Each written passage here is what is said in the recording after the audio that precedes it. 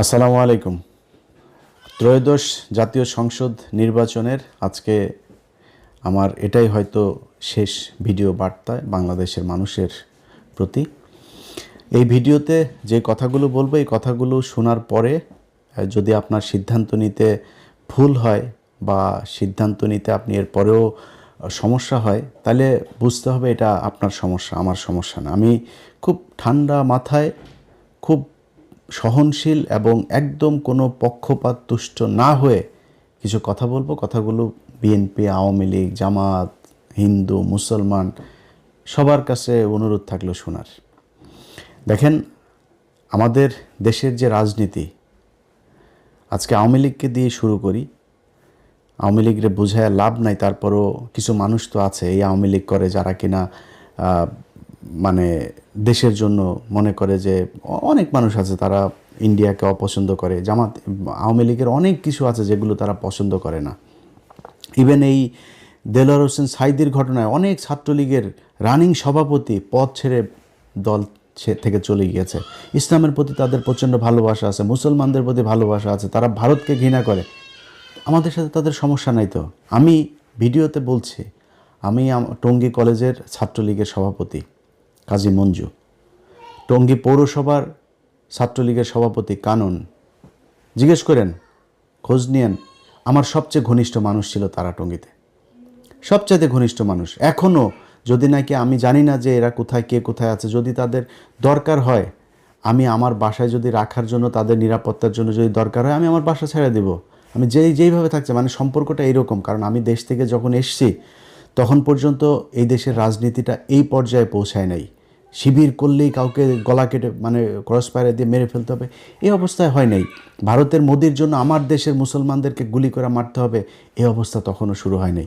তো যারা 5 তারিখ পর্যন্ত, আগস্টের 5 তারিখ পর্যন্ত, আগের দিন পর্যন্ত যারা আওয়ামী লীগ ছেড়ে আসেন নাই, তাদের প্রতি এই হৃদয়ের সম্পূর্ণ শক্তি দিয়ে ঘৃণা জানায় রাখলাম।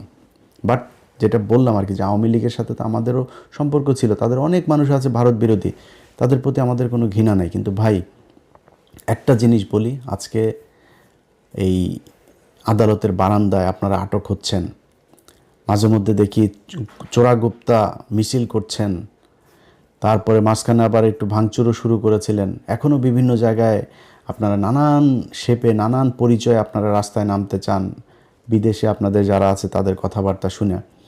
শুধু খুব ছোট্ট একটা বিষয় বলি, এই যে 5 তারিখে শেখ হাসিনা পালিয়েছে না, তার চাইতে আরও 15-20 দিন আগে থেকে এই আলোচনা চলছিল তাকে চলে যেতে হবে। আমি ভিডিও করেছিলাম 21 বা 22 তারিখে যে শেখ হাসিনা পালিয়েছে। ওই সময় থেকেই কিন্তু আলোচনা হচ্ছিল যে শেখ হাসিনা, ওই সময় বলা হয়েছিল যে আপনাকে এখন আপাতত ইন্ডিয়াতে যান, এরপরে আপনি আবার ফের পরিস্থিতি ঠান্ডা করে আপনি আসবেন। আমরা জানি না শেখ হাসিনা ওই 3 দিন কই ছিল। অনেকে বলে আগরতলাতে ছিল, কেউ বলে কলকাতায় ছিল, কেউ বলে দেশে ছিল। আমি 100% কনফার্ম হইতে পারিনি। তো শেখ হাসিনা দেশে এসেই বলল যে শেখের বেটি পালায় না। এরপরে কিন্তু ঠিকই পলাইলো। আপনি পিছনেরটা বাদ দেন, 5 তারিখে পলানোর এটা তো আমরা সবাই এখন জানছি যে এটা 2 তারিখ 3 তারিখ থেকেই এই আলোচনা, 3 বাহিনীর প্রধান দফায় দফায় আলোচনা চলছে, হাসিনা চলে যাবে। যেদিন চলে গেলেন তারও তো 3 ঘন্টা 5 ঘন্টা আগেও তো আপনার 5 তারিখে গিয়েছে, 3 তারিখে সে এই তাপসের সাথে ফোন রেকর্ড ফাঁস হয়েছে, দেখেছেন না? সেখানে সে বলছে সে চলে যাওয়ার কথা। আপনি আওয়ামী লীগ করেন না? আপনি এখনও আদালতের বারান্দায় গিয়ে জয় বাংলা শরীর গরম করা স্লোগান দেন না? এখনও রাস্তায় নামেন না? আপনার জন্য শেখ হাসিনার খারাপ লাগার কথা না? ইভেন এমপি মন্ত্রী যেই সালমান এফ রহমান এত কিছু করলো, তাদেরকেও বলেছে? বলে নাই। ঠিক নিজের আত্মীয় স্বজন, খুব ঘনিষ্ঠ ব্যবসায়িক পার্টনার এদেরকে নিয়ে সে উড়াল দিয়েছে। চিন্তাও করে নাই ভাই আপনাদের কথা। এটাই রাজনীতি। আপনি যে যত কথা বলেন, আজকে যারা ছাত্রদল, যুবদল, বিএনপি অনেকেই এখন আবার ফের নতুন করে বিশাল দল করেন। আমরা লক্ষ লক্ষ মানুষ দেখছি বিভিন্ন জায়গায় যাচ্ছেন মিছিল টিছিলের নেতাদের দেখার জন্য। ভাই, আপনারা যারা জেল খেটেছেন, আপনার পাশে যে মিছিল করে এখানেই 2-4 জন পেয়ে যাবেন। বিএনপির অসংখ্য মানুষ অনেক কষ্ট সহ্য করেছে। তারা এই জেলখানায় যখন গিয়েছে, তখন জেলখানায় যাওয়ার পরে সারাদিন বিভিন্ন কোর্ট থেকে জেলে যায়, যাওয়ার পরে ওইখানে এই কারা কর্তৃপক্ষের একজন এসে তারপরে বলে যে জামাত শিবিরের কে কে আছেন হাত তোলেন। আমার এই বর্ণনা এক শিবিরের এক ছেলে দিচ্ছিল, পরে ভাই আমি মনে করছি কি আমাদের এবার নিয়ে বোধহয় মেরে টেরে ফেলবে, আমাদের আলাদা করছে কেন। আলাদা করে নিয়ে যায়, 2টা লুঙ্গি দিয়েছে, একটা গামছা, এক জোড়া স্যান্ডেল, তারপরে শুকনা খাবার। এটা জামাতের শিবিরে যারা ধরা পড়েছে তাদের জন্য। আমি অনেক মানুষকে চিনি ভাই, আপনার পরিবার ধ্বংস হয়ে গিয়েছে, ব্যবসা ধ্বংস হয়ে গিয়েছে এই বিএনপির যে নেতার জন্য। আপনি মিছিলে গিয়ে তারপরে আটক হয়েছেন, সেই নেতা আপনার খবরও নেয় নাই। এটাই রাজনীতি। এই যে 21 টেলিভিশনের চেয়ারম্যান 2 বছর জেল খেটেছে, বিএনপি খবরও নেয় নাই। কনক সারোয়ার 9 মাস জেল খেটেছে, কনক সারোয়ারের বোন জেল খেটেছে। আমরা সেই একই ঘটনায় আমরা পালিয়েছি তারেক রহমানের বক্তব্য চালানোর জন্য। বিএনপি আমাদের খোঁজ নেয় নেই, টাকা পয়সা তো পরের কথা, খোঁজও নেয় নেই। আজকে ইলিয়াস হোসেন আজকে জায়গায় এখানে এসে বসলাম, অনেক মানুষ বলেছেন না আমাদেরকে বিএনপি টাকা দেয়, তারেক রহমান টাকা দেয় বলেছেন না, আজকে এই জায়গায় এসে বললাম চারানা পয়সার কোনো দিন যদি নাকি বলতে পারে যে জামাত ইসলাম বা বিএনপি থেকে আমাদের কোনো দিন দিয়েছে, বলেন ওটা ফাঁস করতে। ধরেন জামাত, তো এখন তো আমি জামাতের পক্ষে বলছি, জামাত বলবে না মনে করেন, বিএনপিরে বলেন একটা ফাঁস করতে যে আমার একটা টাকা দিয়েছে। আজকে পর্যন্ত কোনো দিন শুনেছেন তারেক রহমানকে নিয়ে কোনো বাজে কথা বলেছে, খালেদা জিয়াকে নিয়ে কোনো বাজে কথা বলেছে, জিয়াউর রহমানকে নিয়ে বাজে কথা? এখন তো তাও একটু সমালোচনা করি খুব ভদ্রভাবে। গেল 5 তারিখের আগ পর্যন্ত 6 বছর বিএনপির তো ক্ষমতা ছিল না, কিছুই ছিল না। বিএনপি জীবনে কোনো দিন আবার ক্ষমতায় আসতে পারবে এটা অনিশ্চিত একটা ভবিষ্যতের মধ্যে ছিল। তখন বলতে পারতাম না? বলেছে নাকি কোনো দিন?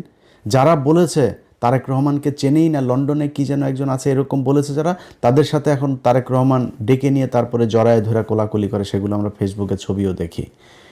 এটার নামই রাজনীতি। আপনারা কে কী করলো, আপনারা কে আদর্শের কারণে পছন্দ করে, কী কারণে, এটা বাংলাদেশের এই আওয়ামী লীগ বিএনপির ভেতরে নাই। অনেক বিএনপির লোকজনকে চিনি, যারা এই দিন এক এমপিকে দেখছিলাম, তার প্রতিদ্বন্দ্বী জামাতের প্রার্থীর সাথে দেখা হয়েছে, সে বলছে যে ভাই জেলখানায় আপনি আমার ছাড়া কোনো দিন বাসা থেকে খাবার গেলে এই করেন, জেলখানায় অনেক মহব্বত করেছেন আমাকে। এটা হয়েছে, এটাই বাংলাদেশে এই জামাত ইসলাম করেছে। আজকে মানুষের চোখের সামনে 2টা রাস্তা একদম স্পষ্ট হয়ে গিয়েছে। সকালে একটা লাইভ করেছিলাম আপনাদের বাংলাদেশ সময় রাতে, লাইভটা করার পরে সেই ভিডিওটা নানান ধরনের কৌশল করে ভিডিও চলাকালীন কপি রাইট ম্যানেজারে উঠায় নানানভাবে তারা সেটা সরানো হয়েছে। সেই আওয়ামী লীগ যা যা করেছে বিএনপি তাই করছে। জামাত এই আওয়ামী লীগ যেমন সিআরআই করেছিল, তাদের এখন মহাখালী ডিওএইচএসে এক বিরাট বিলাসবহুল এক ভবন তারা ভাড়া নিয়েছে। সেটা নিয়ে সেইখানে হাওয়া ভবনের মানে নতুন যেই ভার্সন, সেই ভার্সন তারা সেই ভবনে শুরু করেছে। এখানে কিছু লন্ডন থেকে যাওয়া কিছু ধান্দাবাজ চান্দাবাজ এগুলো সব একসাথে হয়ে তারা সোশ্যাল মিডিয়াতে প্রতিদিন হাজার হাজার ডলার খরচ করছে তাদের পক্ষে কাজ করানোর জন্য। কাজ হচ্ছে না, আমার ভিডিও সরায় দিছেন। ভাই এইগুলিতে আওয়ামী লীগ করতো, আপনি করেন কেন? আপনারা নিয়ে এত বাজে কথা তো বললেন, যেটা সত্যি সেগুলি বলেছে। আপনার যদি নাকি কাউন্টার কোনো ন্যারেটিভ থাকে আপনি প্রকাশ করেন, আপনি বলেন, আপনার লোকজন দিতে, আপনার তো লোকের অভাব নাই। আপনার বহু আমাদের মতো অধম ইউটিউবার, আমরা তো ভাই ছোটোখাটো মানুষ, আপনাদের বহু বড় বড় মানুষ আছে, তাদের দিয়ে বলান, সমস্যা কোথায়? এগুলো করছে, ঘোষণা দিয়েছে এই বিএনপির তথ্য বিষয়ক আপনার সম্পাদক, ঘোষণা দিয়ে আমার ফেসবুক যাওয়ার পরে ঘোষণা দিয়ে বলেছে সে করেছে এটা, অর্থাৎ বিএনপি করেছে। সেই বিএনপি আমাদেরকে যদি ব্যক্তিগতভাবে আরও অনেক কিছু করতো কোনো সমস্যা ছিল না। গেল 1.5টা বছরে যে আওয়ামী লীগ ইন্ডিয়ার জন্য আমি নিজের পরিবার আর্থিকভাবে, সামাজিকভাবে, মানসিকভাবে সব দিক থেকে, এই যে আজকে দেখেন না, এই যে মাথার মধ্যে দেখেন না চুলটুল পাতলা হয়ে গিয়েছে, এটা এই আওয়ামী লীগের কারণে। বহুত কষ্ট সহ্য করেছে, তারই চুলটুল 5 বছরের মধ্যে বুড়া হয়ে গেছে একদম। এটা এই আওয়ামী লীগের কারণে, ইন্ডিয়ার কারণে। সেই আওয়ামী লীগ, সেই ইন্ডিয়াকে নিয়ে আপনারা মিটিং করেন, মিছিল করেন, প্রকাশ্যে ঘোষণা দিয়ে আপনারা বলেন তারা আপনাদের ভাই, তাদের মামলা থাকবে না। মির্জা ফখরুল মামলায় তো আপনি করেন নাই, মামলাগুলি তো আপনার এই জুলাইয়ের আপনার বাড়ির কেউ লোক মারা যায় না। আপনি বলেছেন আপনি ছাত্রদের সাথেই আন্দোলনে নাই, এটা আওয়ামী লীগ আপনাকে দিয়ে বলিয়েছে। আপনার ভাই আওয়ামী লীগের সাথে ব্যবসা করেছে, আপনি ব্যবসা করেছেন, আপনি ভাতা নিয়েছেন, আপনার মেয়েকে অস্ট্রেলিয়াতে রেখেছেন, ঘর জামাইটাকে অস্ট্রেলিয়া রেখেছেন, সেখানে প্রতি মাসে মাসে ডলার পাঠাইতেন। আপনার তো সমস্যা নেই, আপনি কে যে এটা বলার? একটা মামলাও রাখবো না। আওয়ামী লীগকে আপনারা একদম মাঠে নামিয়ে এনেছেন, এবার জনগণের সাথে মারামারি করবেন।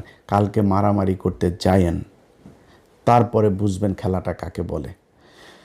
তো এই যে আওয়ামী লীগের যে লোকগুলো এখন আপনারা করছেন, দাপাদাপি করছেন, আপনার যেই আপার জন্য করেছেন এখনও করছেন, অনেকে আদালতের বারান্দায় দাঁড়ায় জয় বাংলা স্লোগান দিচ্ছেন, আপনার আপা কিন্তু আপনাদেরকে নিয়ে যায় নেই।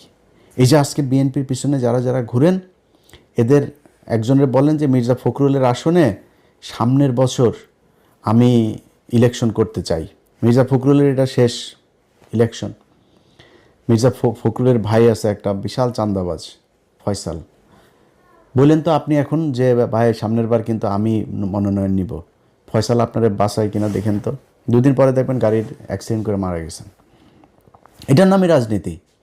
আজকে ডক্টর শফিকুর রহমানকে প্রশ্ন করা হয়, আল জাজিরার ইন্টারভিউটা খালি দেখলাম, খালি ঘুরায় পেঁচায় আপনার ইন্ডিয়ান মালটা ওনারা প্রশ্ন করছে, মেয়ে আপনার কোনো নারী জামাত ইসলামের প্রধান হইতে পারবে কিনা। ভাই, নারী জামাত ইসলামের প্রধান হইতে পারবে না, উপরে যিনি আসছেন তার চাইতে বড় হেকিম আমি না। উনি আমারে বলছেন যেটা, এটার বাইরে আমরা যাইতে পারবো না। আমি নারীকে অসম্মান করি কিনা সেটা হচ্ছে প্রশ্ন। কিন্তু অ্যাপার্ট ফ্রম দিস আমি আরেকভাবে বলি আপনারা, মনে করেন আপনি খুব গণতান্ত্রিক মানুষ, আপনি একজন নারীকে দেখতে চান, নারী আর পুরুষ বাদ দেন, আপনারা যদি আমি বলি পৃথিবী উল্টায় যাবে, জিয়া পরিবারের বাইরে কেউ আপনার দলের প্রধান হবে, আপনি হইতে দিবেন? জামাত ইসলামে হইতে পারে, প্রত্যন্ত সেই নীলফামারীর গ্রামের একটা মানুষ এসেও এখানে হয়ে যাইতে পারে। এখানে কোনো পরিবার থেকে ডক্টর শফিকুর রহমান রাজনীতি থেকে অবসর নিলে তার ছেলে হবে, হইতে পারবে না। ওই যোগ্যতাতেই আসতে হবে। এটার নামই রাজনীতি, এটার নামই গণতন্ত্র। আপনি যে গণতন্ত্রের কথা বলে একজন নারী কী করে, আরে ভাই, নারী আমেরিকার 400-500 বছরের ইতিহাসে আপনি দেখেন না যে নারী প্রধানমন্ত্রী আছে কি না?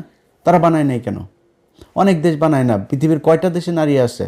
একজন নারীর মানে সামাজিকভাবেই শারীরিকভাবেই তার অনেক বাধ্যবাধকতা আছে, তো সে যায় না ওই জায়গা পর্যন্ত। আপনি যদি এমন বলেন যে না আমারে দিতে হবে, আমি সমানাধিকার, ভাই সমানাধিকার নিলে সব জায়গায় নেন। বাসের মধ্যে আবার লেখা থাকে কেন যে সংরক্ষিত আসন? সংসদের ভেতরে লেখা থাকে কেন সংরক্ষিত আসন? কেন আপনি সংরক্ষিত আসন লাগবেন? 300 আসনে আপনি ফাইট করেন, আপনার দলে কই ফাইট করে না কেন? আওয়ামী লীগ আর বিএনপি জামাত ছিল না তো, এত বছর আপনি সংরক্ষিত আসনে নিয়ে মমতাজরে বসান কেন?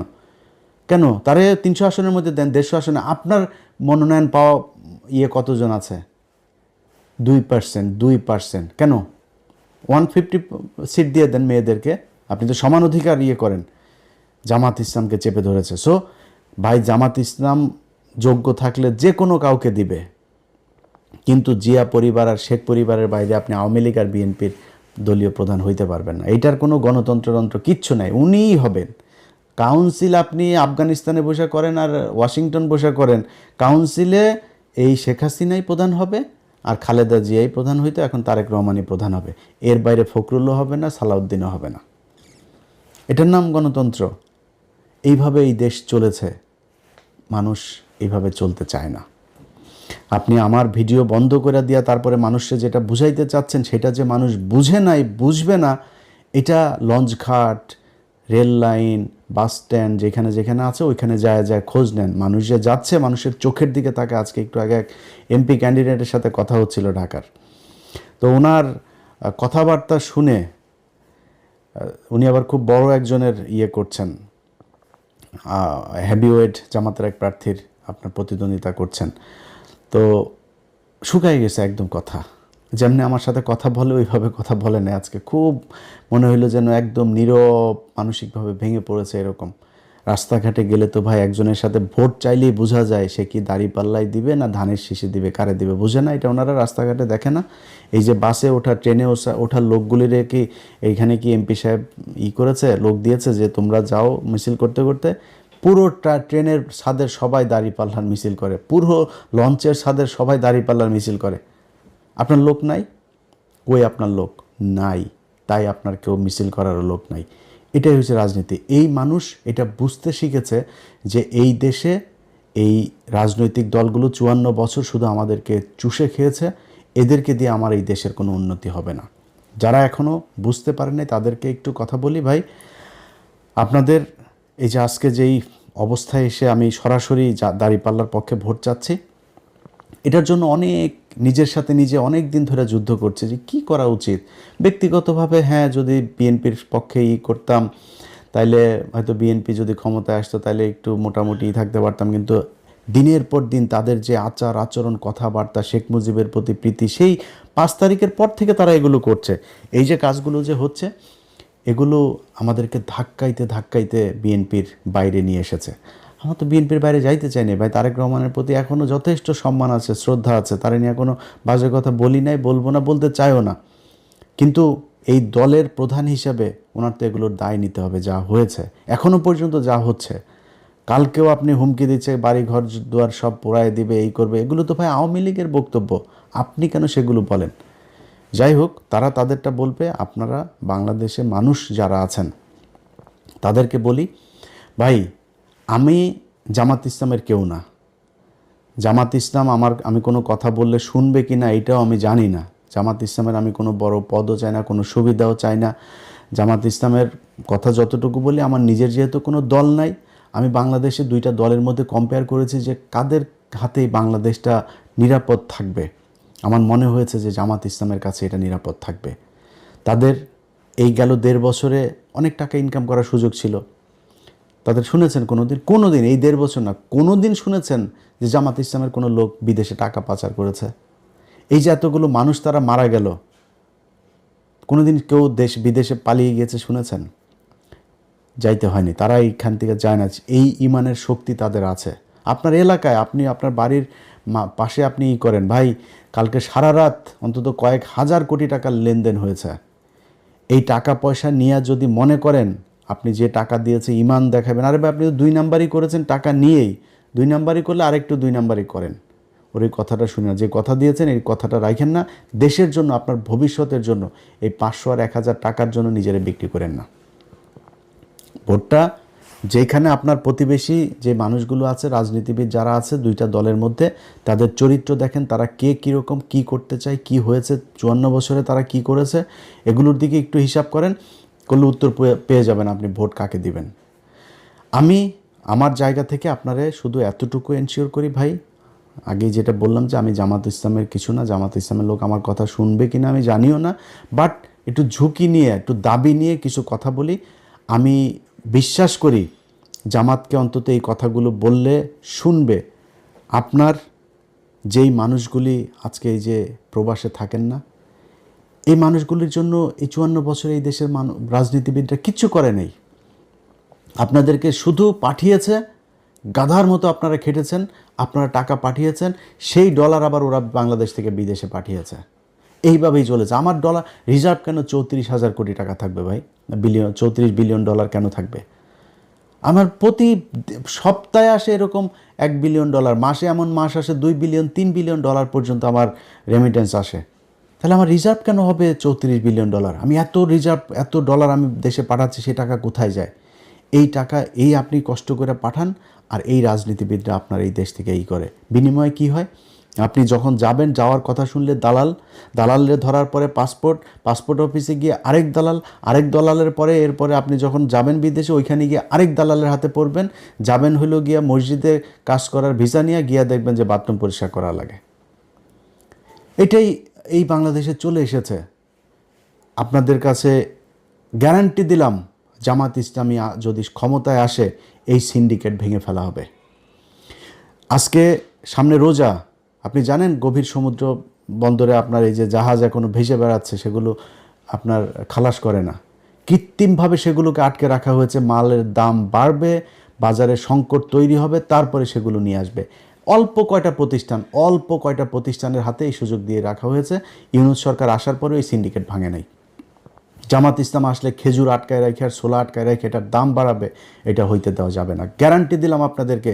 আমি ইলিয়াস হোসেন আজকে যে কথাগুলো বলছি, আমি এই গত 1.5 বছরে এটা প্রমাণ করে এসেছি যে আমি এই নির্যাতিত মানুষ, অসহায় মানুষ যারা মাজলুম, তাদের পক্ষে কাজ করি। আজকে ওয়াকার একজন সেনাপ্রধান ভাই, আমি তার কাছে চুনোপুটি একটা, তার সাথে সে আমার একটা ফোন করা মানে আমার জন্য বিশাল ব্যাপার। বিশাল বড় জায়গায় আমি যাই বসতে পারি, বিশাল সুবিধা নিতে পারি ওয়াকারের সাথে সম্পর্ক ভালো রেখে।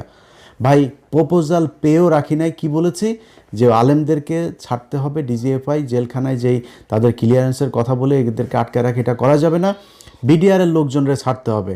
এটার জন্য তাদের সাথে আমার সম্পর্ক এসে ভাই আমার মতো একটা মানে খুবই মানে কি বলবো যে মানে দুর্বল একজন মানুষ, আমি তো পাওয়ারফুল না ভাই, আমার ফ্যামিলি ব্যাকগ্রাউন্ডে বিশাল পাওয়ারফুল কেউ নাই, আমার মতো একজন মানুষ, আমি তার এটাতে বিক্রি হই নাই, তার এখানে যায় আমি কিছু চাই নাই নিজের জন্য।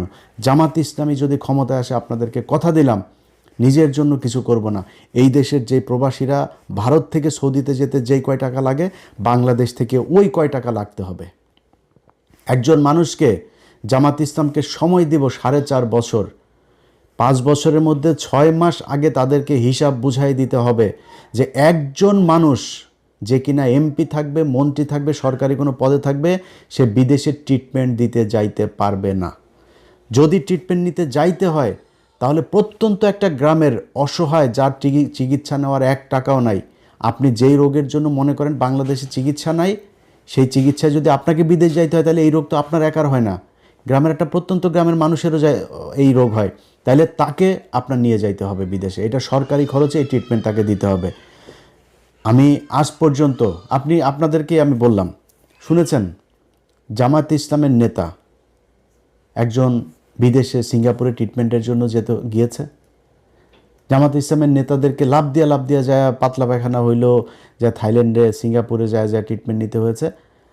এই বিএনপি আওয়ামী লীগ এদের কিছু হইলেই বিদেশ, এয়ার অ্যাম্বুলেন্স যা কিছু আছে সব কিছু রেডি থাকে এদের জন্য, ট্রিটমেন্ট নিতে যায়।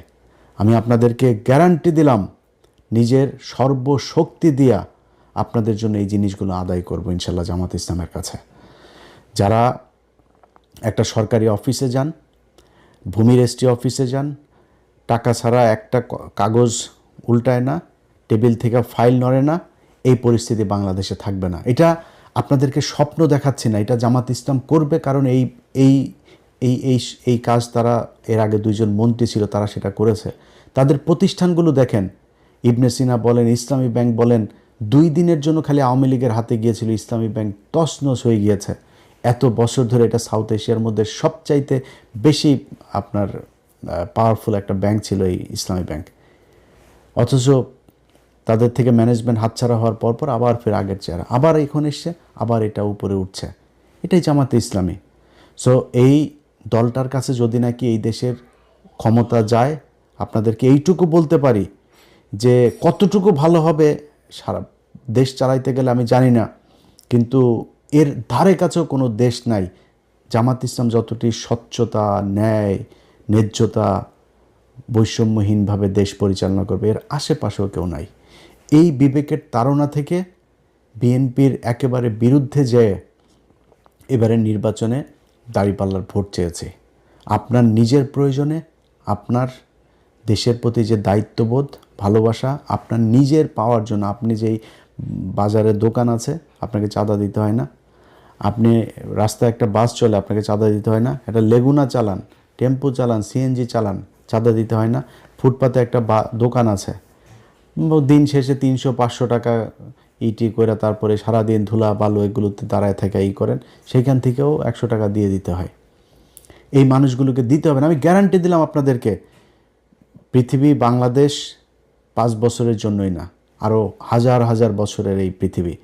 আপনারা বেঁচে থাকবেন, আল্লাহ যদি বাঁচায় রাখে, আমরা হয়তো আরও 2-4-10 বছর যদি বেঁচে থাকি তাহলে দেখব এই 5 বছর জামাত ইসলামীকে দিয়ে দেখেন যে এই দেশের চরিত্র পাল্টায় কিনা, এই দেশে আপনার যে অধিকার, যে নাগরিক অধিকার, সেই অধিকার আপনি পান কিনা। যারা নির্বাচনে দায়িত্ব পালন করছেন তাদের ভেতরে অনেক, বিশেষ করে ওসিদের ভেতরে, ইন্সপেক্টর, পুলিশের ঊর্ধ্বতন অনেক অফিসার আছে, সৎ মানুষ, অনেক অফিসার। বিশেষ করে আমার এই দিন একজন, আমি গত একটা প্রোগ্রামে বলেছিলাম যে পুলিশ মানেই ঘুষখোর, এটা বলার পরে আমার এক এসপি ফোন করেছিল, বলে যে ভাই আপনি আজকে যে কথাগুলো বলেছেন চমৎকার কথা বলেছেন, শুধু একটা কথা ভাই খুব আপত্তিকর, যে পুলিশ মানেই ঘুষখোর। তা বললাম তাহলে কি, পুলিশ কি? বলছে ভাই আপনি কি জানেন যে পুলিশের কত পুলিশ সদস্য যে অনেস্ট? তা বললাম ভাই কোথায় অনেস্ট? প্রতিটা থানার মধ্যে এসআই, কনস্টেবল, ওসি সবই তো ভাই ঘুষ খায়। আমার যদি এটারে ক্যাটাগরিক্যালি আপনি বলতে বলেন 99.9% তারা ঘুষ খায়। কয় ভাই এটাই তো পুলিশ না, পুলিশের হেডকোয়ার্টারে পুলিশ, পুলিশের এসবিতে পুলিশ, পুলিশ আর্ম পুলিশে পুলিশ, সিআইডিতে পুলিশ, এরা তো ভাই ঘুষ খায় না সবাই। এখন কথা হইলো যে আমি যাদেরকে মাঠে পাই, আমি তো থানার পুলিশকেই মাঠে পাই, আমার পাসপোর্ট আনতে যাই তাকে আমি মাঠে পাই। এই মানুষগুলো যখন ঘুষ খায় তখন আমার কাছে মনে হয় সবাই ঘুষ খায়। তো আজকে একটু নমনীয়ভাবে বলি, মনে করেন পুলিশ ঘুষ খাইতে চায় না, ভাই অনেক পুলিশ, ডিসি, এসপি, আমলা অনেকে খুব আতঙ্কে আছে। জামাত ইসলাম যদি ক্ষমতায় আসে তাইলে তাদের পিঠের চামড়া থাকবে না। পিঠের চামড়া থাকবে না কেমন, পিটাবে না, তাদের ঘুষ টুস এই ধান্দাবাজি করার আর সুযোগ থাকবে না। এখন এই কারণে তারা চায় না যে জামাত ইসলাম ক্ষমতায় আসুক। ভাই একটা জিনিস বলি যে এই গেল 15 বছরে এই দেশে বহু ব্যবসায়ী, আমলা, রাজনীতিবিদ হাজার হাজার কোটি টাকার মালিক হয়েছে। আজকে কোথায় তারা? সালমান এফ রহমানের মতো লোক, এস আলমের মতো লোক কোথায় তারা?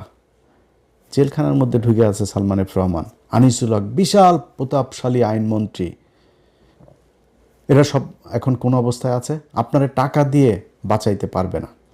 তার চাইতে যদি সততার সাথে, বাংলাদেশের প্রেক্ষাপটে আপনাদের বেতন তো কম না ভাই, একটা এসপির বেতনও কম না, ডিসির বেতনও কম না, একটু সৎ হয়ে দেখেন না। অন্তত আপনার ভবিষ্যৎ প্রজন্মটা একটা ভালো সুন্দর একটা পৃথিবী, সুন্দর একটা বাংলাদেশ পাবে। একটু করে যান। এদের ভেতরে বিশেষ করে কিছু ওসি আছে, ওসিরা ব্যাপকভাবে তানারা চেষ্টা চালায় যাচ্ছেন যে নানানভাবে করতে। ভাই কালকের নির্বাচনটার সাথে 18 সালের নির্বাচনের অনেক মিল আছে, কিন্তু 18 সালের পরিস্থিতি আর এই পরিস্থিতিটা একটা। আপনারা বানাইতে চাচ্ছেন 18 সালের নির্বাচন, এটারে ঘোষণা দিয়েছেন। আওয়ামী লীগ যেমন ওই সময় ঘোষণা দিয়েছিল ভোট কেন্দ্রে গেলে করে ফেলা হবে, ভোটের পরে করা হবে, ওদের আমার সামনে দাঁড়িপাল্লা এই নৌকায় ভোট মারতে হবে, এগুলো বলে বলে এসে আপনারা ঠিক সেটা করছেন। কিন্তু মাঠটা কি সেই অবস্থায় আছে? ওই সময় এক একজন বিএনপির নেতার বিরুদ্ধে 200, 250, 300 করে মামলা, তার উপরে আবার এলাকায় নির্বাচনে তো পাশ করবেন এটা মোটামুটি 90% কনফার্ম হয়েই নির্বাচনে গিয়েছে। নির্বাচনটা শেষ হলেই পিটানি খাবে, আবার জেলে যাইতে হবে, বেশি বাড়াবাড়িও করতে পারে না। পোলিং এজেন্ট দেওয়ার লোক ছিল না। পরিস্থিতিটা ওই জায়গায় আছে এখন। বাংলাদেশের এইভাবে ভোট দেওয়ার জন্য ঢাকার শহর থেকে যাওয়ার এটাই প্রথম। 15 বছর ভোট দিতে পারে নাই, 17 বছর, এটাই প্রথম। জুলাইয়ের একটা বিশাল রক্তক্ষয়ী সংঘর্ষ, একটা অভ্যুত্থানের মধ্য দিয়ে একজন প্রধানমন্ত্রী, বৈধ হোক আর অবৈধ হোক, সিটিং প্রধানমন্ত্রী দেশ থেকে গোষ্ঠী শুদ্ধ পালিয়েছে, এটাই প্রথম।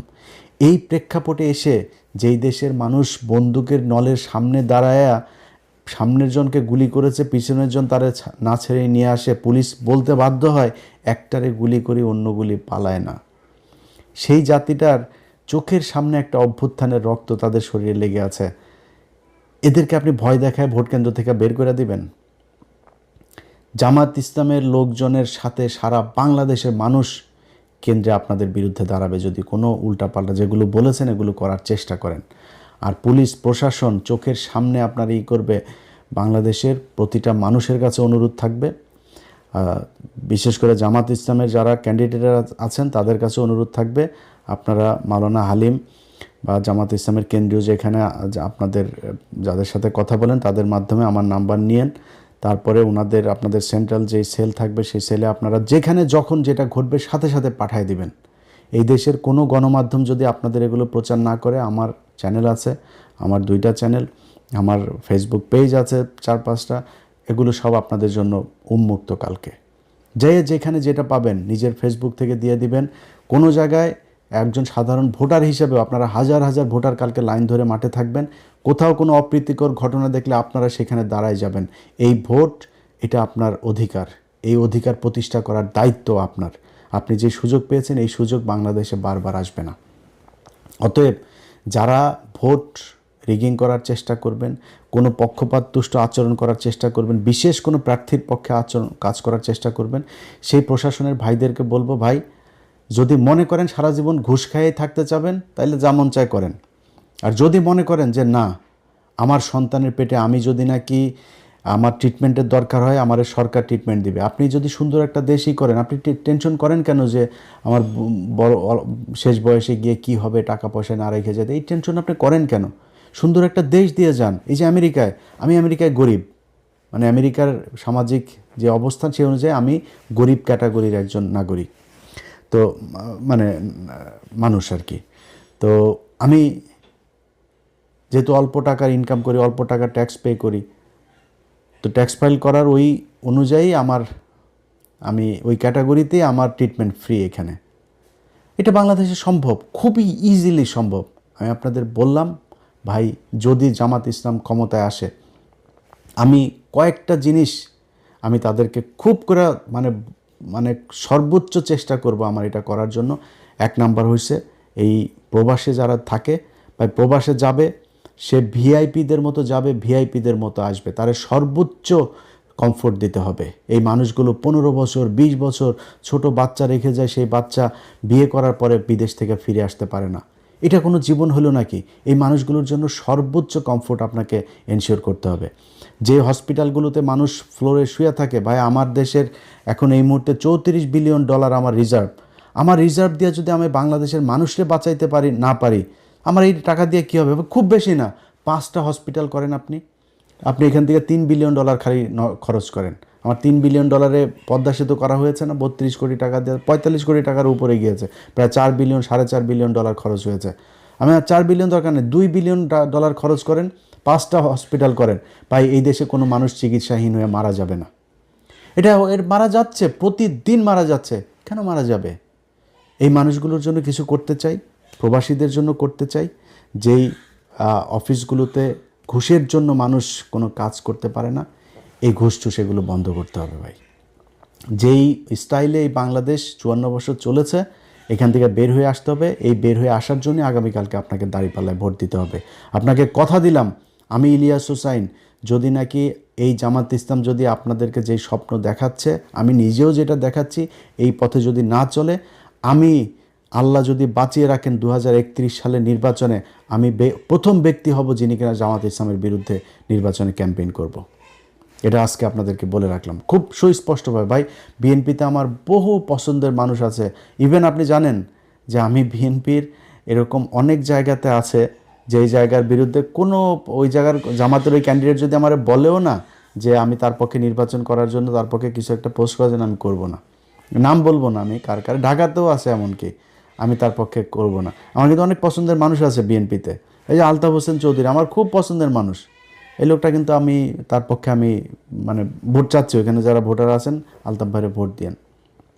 এরকম অনেকগুলো জায়গা আছে, অন্তত 8-10টা জায়গা আছে আমার খুব খুব কাছের মানুষ বিএনপি নির্বাচন করছে। আপনারা আমার শত্রু না। সব শেষ যেই কথাটা বলে শেষ করতে চাই, বিএনপির ভাইরা হারের জন্য প্রস্তুতি নেন। জিতলে কি করবেন? ভাঙিয়ে ফেলবেন, উল্টায় ফেলবেন, ছিঁড়া ফেলবেন, ওগুলি আপাতত একটু পকেটে রাখেন, রেখে হারের জন্য প্রস্তুতি নেন। আগামীকালকে রাতে যখন 200-250 বের হবে, আপনার ফলাফল বের হবে, এরপরে দেশে যদি কোনো ক্যাওস তৈরি করতে চান, সেখানে তৃতীয় পক্ষ সুযোগ নেবে। সো যেই বিষয়টা আপনাদেরকে বলতে চাই, কোনো ধরনের শয়তানি করা যাবে না। যদি করেন তাহলে কিন্তু আম ছালা সব সমানে যাবে। নির্বাচন করবেন, হারবেন, হারার পরে চুপচাপ থাকবেন, সামনের 5 বছর পরে কি করবেন সেটা করার জন্য প্রস্তুতি নেবেন। আগের মতো আপনারা জেলেও কেউ পাঠাবে না, আগের মতো গুমও করবে না, শিলং সালাউদ্দিনের মতো শিলংয়ে যেয়ে বসে থাকতে হবে না, দেশেই থাকবেন। এই জামাত ইসলাম আপনাকে যথেষ্ট সম্মান করবে, যথেষ্ট সম্মান করা হবে আপনাদেরকে। কোনো এই অ্যাগ্রেসিভ কোনো কিছু, কোনো সিদ্ধান্ত, কোনো ধরনের আচরণ আপনাদের সাথে জামাত ইসলাম ক্ষমতায় গিয়ে করবে না, আমি আপনার গ্যারান্টি দিলাম এটা।